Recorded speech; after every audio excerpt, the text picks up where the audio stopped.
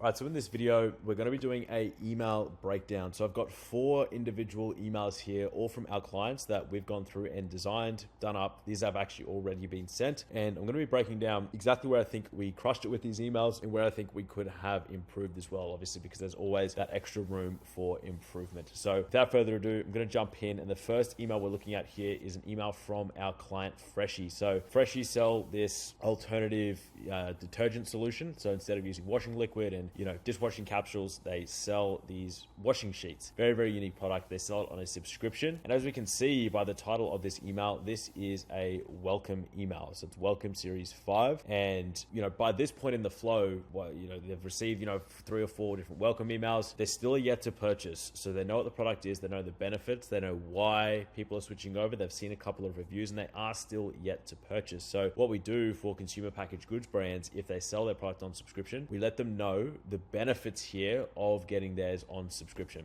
Okay, so as you can see, very clear headline, done well here. Subscribe and save 10%. Okay, we are giving away a special offer for subscription. So just like any email where you're giving some sort of special offer, you need to make that the front and center as soon as somebody opens the email. Too many brands I see, they have a really great offer. They might even be running like a flash sale for one day where it's a limited time offer, and you'll see them bury the offer within the email. It won't be in the subject line. It won't be made clear in the headline. Like, you'll literally have to go through and read the body copy to see the offer. Massive no-no. If you are doing any sort of sale, if it's free shipping, whatever it is, make sure that the person can clearly see what that email is about in the subject line. So have the offer in the subject line, then have it early on in the email's headline as well. Okay, so done an excellent job here on that. Made it a different color so it really pops. 10 out of 10. Let's have a look at the body copy here. Freshie subscription program is the easiest way to keep your home stocked with eco-friendly laundry and dishwashing sheets while saving money. And then we've got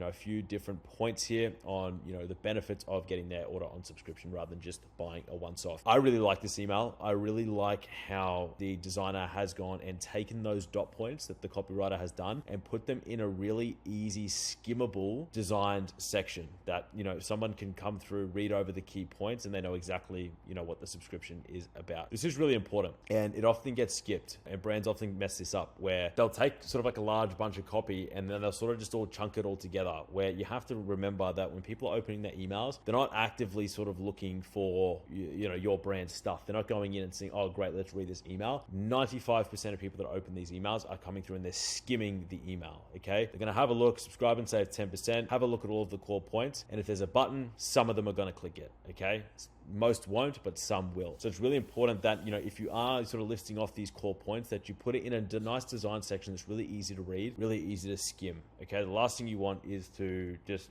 throw everything in a big copy section that's hard to read, really long, and it's just like boring. No one's going to read that shit. Okay, it's really important that if you are featuring longer form copy, have it spaced out in a nice design section. All in all, I'm super happy with this email. I think the call to action could be a little bit further up, or we can have a second call to action further up. That would really be the only edits, the only change that I would make. Maybe just below this copy section here, just above subscribe now and enjoy, we can have another call to action. That's really the only edit that I would only change that I'll make to this email. But other than that, really nice, really clean email. Let's move on to the next one. So this here is a sale email for one of our clients. So they had their biggest sale of the year, 25% off, end of financial year, and then that's basically it. Now, what we're doing here, and what we do with most sale emails, this is an approach we like to take for brands when they're launching sales, is just state the sale, give them the code, give them the call to action. That's it. Okay, this style of email works really, really well, especially if you're a brand that doesn't often run sales. Okay, if you don't often run sales, you do not need to get fancy with these sale launch emails. All you need to do, clearly state the offer, what it is that they're getting, and sort of what collections the offer applies to, a code if they have to use a code, and then a button to shop the sale.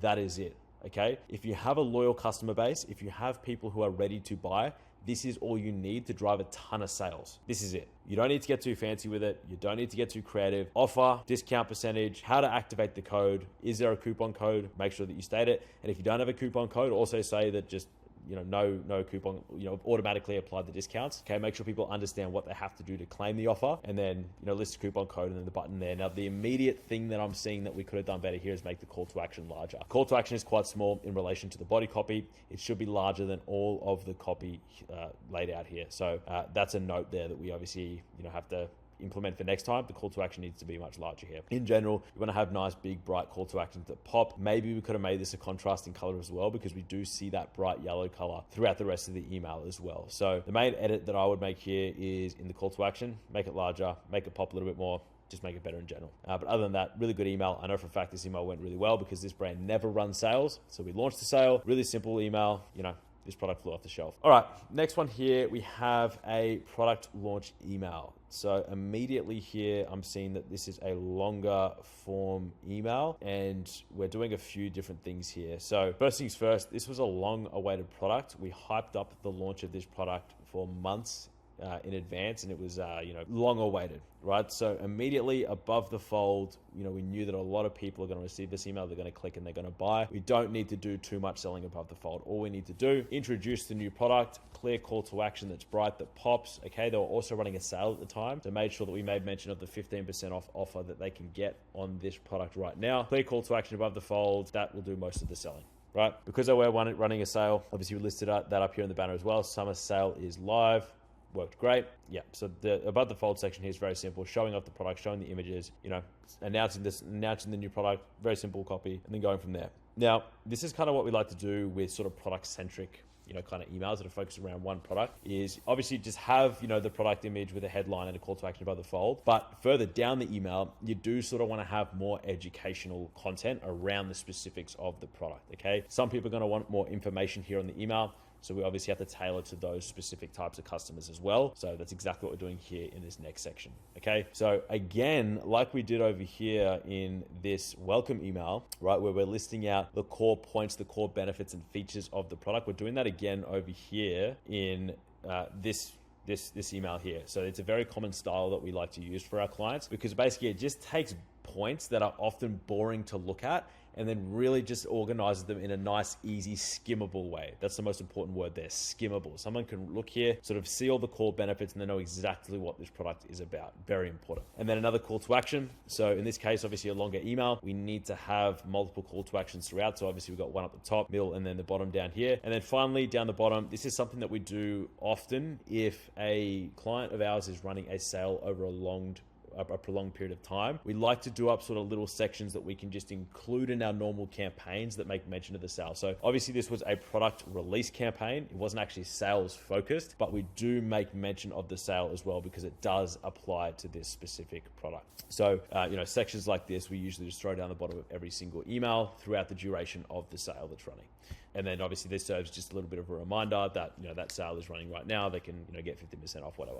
So in general, this was a really high performing email, probably one of the better emails that we sent for the month. And it converted really, really well. Immediately having a look at this, again, we might be able to make the call to actions a little bit larger, but this kind of style of smaller call to action is actually on brand with this client's branding. So look, in general, I'm going to give this email, let's call it an 8.5 out of 10. I'm really happy with this email, and I know for a fact that it performed well too. So there we go. All right. The final email we're having a look at here is for our client Mum Milk. Their primary product are these breast pumps. So they're hands-free portable breast pumps for mothers. Very cool product. They sell a lot of this product. And as we can see here, this is like an informational campaign. Okay. So there's no special sale going on. There's, no hard selling. And this is like an approach that we take for this brand. And any brand that really solves a unique problem is we always include these sort of tips and tricks style campaigns to sort of really assist the customer along, the specific journey that they're taking. So in this case, for this brand, obviously the mothers buying this product are breastfeeding. So it really sort of gives us an opportunity as marketers to position the brand as a source of information and an authority in the eyes of the customer base. So as you can see here, this is basically just linking to the product. So, obviously nice call to action above the fold, really easy to clear, easy to read headline. And then basically we're just jumping straight into tips. Okay. So tips, you'll notice that we're going lighter here on the call to actions because the goal of the campaign really is just to inform and educate. And then what we usually do with these informational style campaigns is always tie in the product somehow, but do it in a way where it's still helpful and it's still useful. It would be inconsistent with the campaign if we had these 3 essential tips up here, and then we just said, oh, hey, by the way, buy our product. So the way we frame that is kind of just throwing it in as like a bonus tip. Okay, so instead of just saying, okay, cool, here are these tips, oh, by the way, we sell this product, it's like, here's another tip as well. You can use this specific product that we sell, and here's obviously all the benefits of it, and then a shop now button, right? So it's really important that when you are doing these more educational style, informational, content focused campaigns, that you aren't just throwing sales pitches in there as well, because it's inconsistent, it seems salesy. You really sort of have to get creative with the way that you tie in the products. Okay, and that's exactly what you should be doing, tying in the products rather than just slapping the products in there as an afterthought. Make sure it all ties in with the overall message and the overall theme of the campaign. But in general, obviously not a very salesy campaign. I'm super happy with how this campaign turned out. I'm going to give this a 9 out of 10. Really solid email, and we get lots of good feedback from this customer's database, basically saying like, these tips are great, because it's not just a case where we're going into ChatGPT and going, oh, what are some tips for new mothers? This brand has sort of that base of customers, and they actually are requesting this information of their customers, like, hey, what can we help you with?